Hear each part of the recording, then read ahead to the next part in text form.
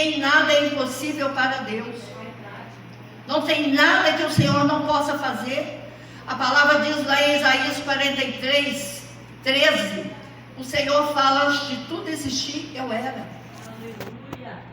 E agindo eu, ninguém pode me impedir. Quem impedirá? Oh, irmãos, o Senhor ressuscita mortos. Ele pode fazer milagres e milagres e milagres. E aí você vai continuar, mas eu estou muito cansada. A minha luta é muito grande. Irmãs, não tem nenhuma luta que o Senhor não pode vencer. Amém. Deus. Eu quero ler 2 versículos aqui em Romanos 5.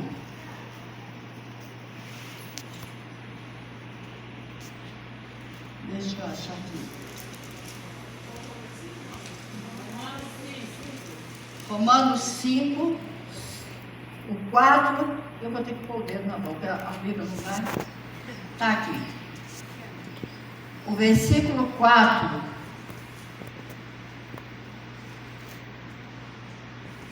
Cadê o 4? O número é pequeno. O 4 aqui. A esperança, a perseverança, um caráter aprovado. Um caráter aprovado, esperança. E a esperança não nos decepciona, porque Deus derramou seu amor em nossos corações, por meio do Espírito Santo, que Ele nos concedeu.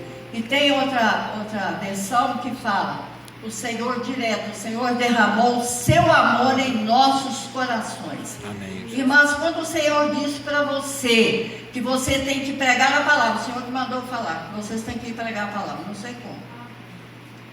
Todo jeito. Ele já preparou você para isso.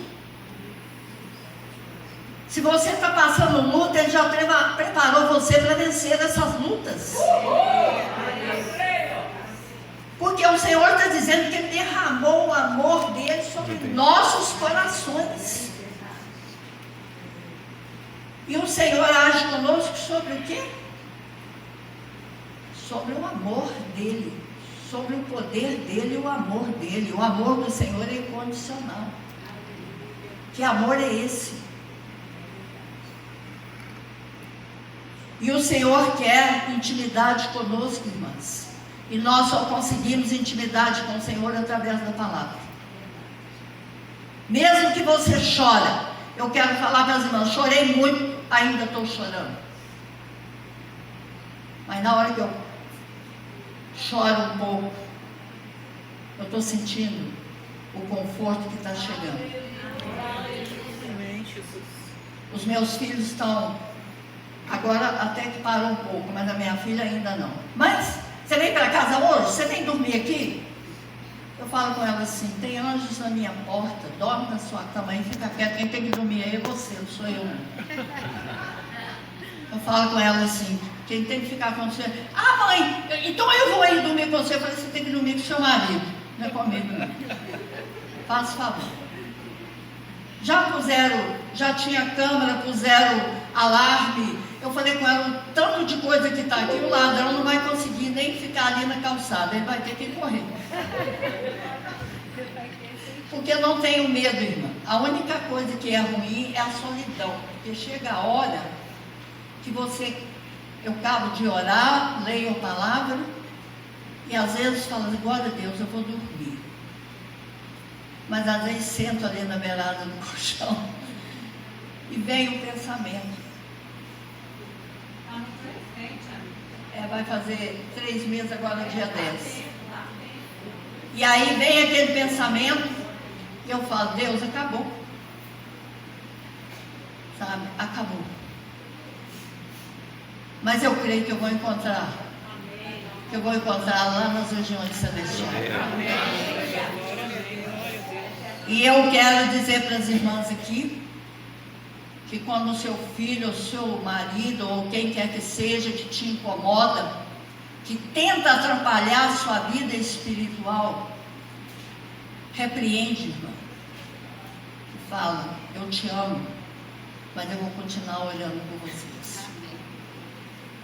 Irmãs, porque eu convivi com um homem, agora eu vou dar o testemunho. Vou misturar aqui. Eu convivi com um homem, casada com ele, 55 anos. Teve momentos maravilhosos, teve momentos difíceis, porque se alguém me disser que o casamento dele foi só mel, eu vou falar, não concordo, não tem como. E principalmente o meu caso, que meu marido, no princípio até parecia que nem era muito beato, mas depois virou beato, principalmente quando foi ficando velho. E às vezes eu lia a Bíblia para ele, abria lá em algum momento, que ele começava a provocar, até isso ele fazia, provocava. E eu falava, vem cá que eu vou te mostrar aqui. Aí ele parava, ouvia. Teve uma vez que eu falei para ele determinada coisa na palavra, que ele foi falar com o padre. E o padre mentiu para ele. O padre mentiu para ele, que não era aquilo que eu estava falando. E continuou, irmãs. E eu convivi com ele. Mas sabe como que eu convivia? Ele implicava comigo e falava comigo assim, aonde você vai? Ultimamente, eu já não, uns anos para cá, ele já não falava tanto, mas no princípio ele falava. Aonde que você vai? Você está falando de Bíblia? Porque eu falava. Se tivesse alguém ali perto e ele estava ali, eu falava da palavra. Ele não falava ali perto da pessoa, mas ele falava depois. Eu falava assim, que um dia eu vou falar da Bíblia sim. Quer dizer, você não vai me bater, mas eu vou falar. Então, irmãs, e eu fazia um pedido de oração, porque as minhas orações eu faço os pedidos de oração pelos meus filhos, por tudo que eu estou precisando. E eu orava. Eu tenho 3 dias na semana que eu jejuo, estou orando, desde que ele faleceu, eu já orava de madrugada, mas vezes tinha dia que eu dormia para descansar. E desde que ele faleceu, eu não consigo mais não levantar. Eu levanto, estou orando. E não parei de orar, com tudo que ele fazia. Ele chegou muitas vezes me sentada na sala, vendo Aparecida lá na televisão, ele me puxava. Vem cá você vem cá você vem. Aí eu falava assim, Senhor, me ajuda aqui. Me socorre. E teve um dia que eu estava sentada e eu falei assim, ó, dá licença, eu não posso ficar. Aí ficava um clima ali, um momento, às vezes até horas, aquele clima desagradável, porque ele queria que eu ficasse assistindo aquelas bobeiras lá. Mas eu não parava de orar, irmãs.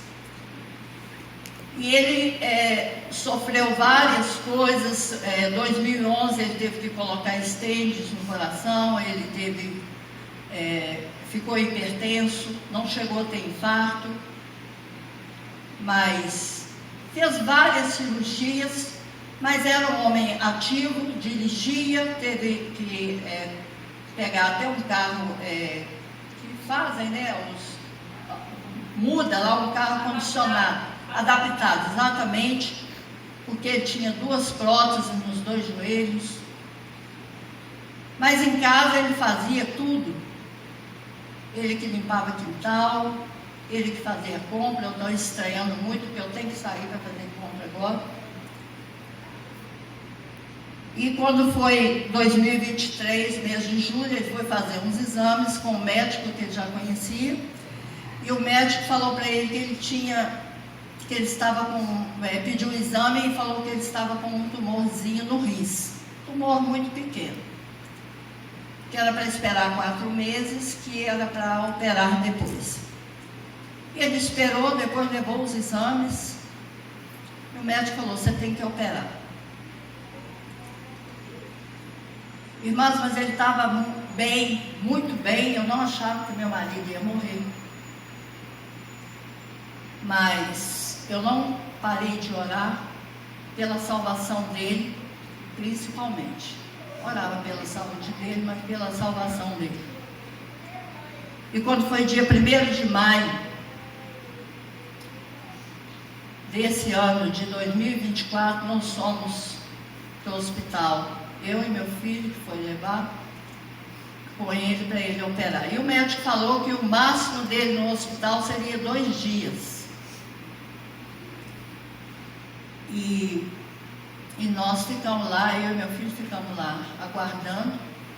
E a gente ligava para o bloco cirúrgico, chegamos lá cedíssimo, deu 10 horas, meio-dia, 1 hora, e a gente ligava, não terminou ainda, ele está no bloco cirúrgico. Então a gente começou a ficar preocupado. E quando foi 1 hora da tarde, a gente desceu, eu e meu filho fomos lá. A enfermeira falou, não, ele está saindo agora. Irmãs, aí a gente foi sentar numa sala de espera. E quando meu marido saiu do bloco cirúrgico, ele saiu entubado. E quando eu vi aquilo, e o médico foi lá dar a explicação, falou que ele tinha muita gordura nos rins, teve que descolar o rins e teve que dar muitos remédios fortes para ele. E ele foi no CTI.